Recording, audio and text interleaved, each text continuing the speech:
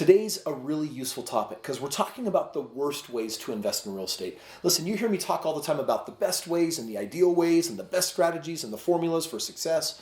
But you know what? The reality is I meet so many people that are dogging it and that are making choices that are hurting them financially. So today I'm going to be sharing with you the top 2 worst ways that I see most investors get started that end shortly with quick regrets.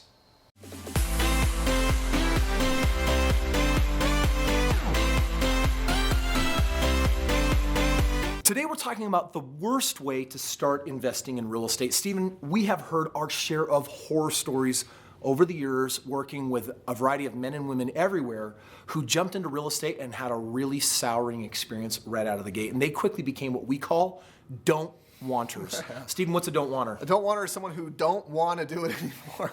And they don't want their real estate they don't anymore. want Like, the real save me, throw me a lifeline. You know, I think most people, the biggest problem is they jump into real estate without a plan. And we talk about plans a lot here. Having a plan is super critical and crucial in having success in real estate.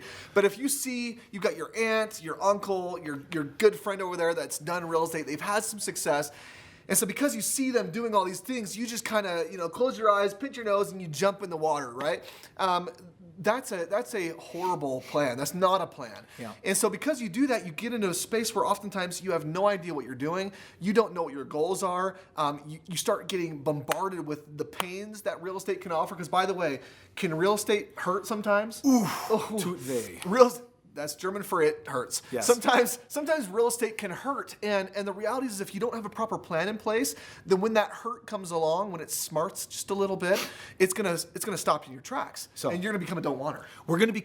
Today we're gonna be talking about the 2 worst ways to start investing in real estate. And the first one we want to start with is the flip. Oh yeah. There's a lot of people attracted to the flip. Now, by the way, we're not saying flips are bad, but flips require some know-how. They require some know-how, some experience is helpful. And so a lot of people will jump into a flip and they haven't properly run the numbers, they haven't thought through everything. And often real estate on paper ends up being very different than how it turns out in real life.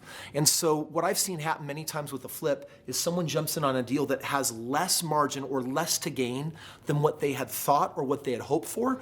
Or number 2, they hadn't appropriately planned on how much the property would take, $10,000 of repairs, turn into $30,000 of repairs, or they got into the project and all of a sudden they start peeling up the flooring and the walls and start realizing, oh my gosh, there's way more problems here, or they start going overkill on doing way too much work. A flip is a great way to sink the family farm right out of the gate. And it doesn't mean don't do it, but it does mean that this is one of the worst ways that you can start your investing career is going in with no experience right into a flip. Stephen, if someone did want to do a flip and want to do it correctly, what advice would you give them? I mean, if you want to do a flip and you want to do it right, I would say number 1, find someone who's had experience doing flips. And how much experience, by the way?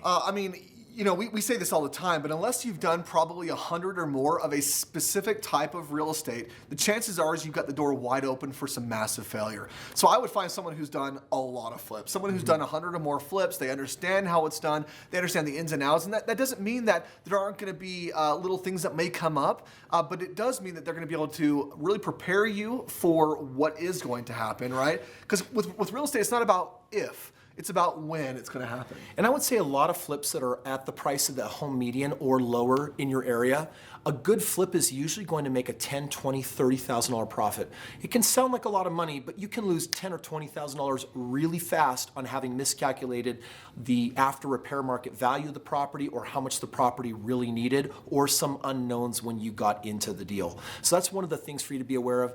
Okay, the second worst mistake that investors make, hands down, is they get into a 30-year rental property and become a landlord on a deal with no equity that becomes high maintenance. And that is a fast road to don't wanterism. When you actually start getting phone calls for the broken toilet and fix this and my door is squeaking, you have not set yourself up very well. And you'll start quickly realizing, oh my gosh, what's the deal? Why is everyone saying that real estate is this is a nightmare? I'll tell you what I want. What I want right now is for in the comments below, for anyone that's watching this, if you've had a bad I'm a landlord and I hate it experience, in the comments below, we want to hear your experiences and your stories. Because Teach us. Share with everyone what you've been learning. Because the reality is most people or almost everybody that gets into real estate who becomes a landlord at some point in their career decides, I don't want to be a landlord anymore. I don't know anyone who says, oh, I just love being a landlord. No, people love what real estate can do for them. People people love the returns. They Yeah. love the equity and the growth and the cash flows.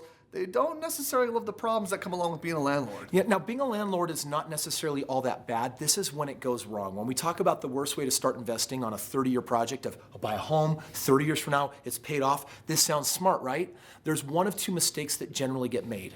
Number one, there's not enough cash flow. Yeah. So when the property has maintenance, when it has needs, and you're starting to pull money out of your pocket, or every single time the tenant calls with wanting more, or wanting this or wanting that, you're gonna start hating it, because when money's tight and you have to fix the incinerator under the sink or the whatever it is, that becomes it's like nails on a chalkboard. Yeah. The other problem that people make with this worst way of getting started with that and become a don't want or landlord is that they don't buy the property with equity. Here's what that means. I bought a property. Someone said, I see this all the time. Hey, I watched some videos. I heard that I should get into real estate, so I bought a home. That terrifies me. That usually means a person said, hey, I found a home that was worth $200,000. I paid $200,000 for it.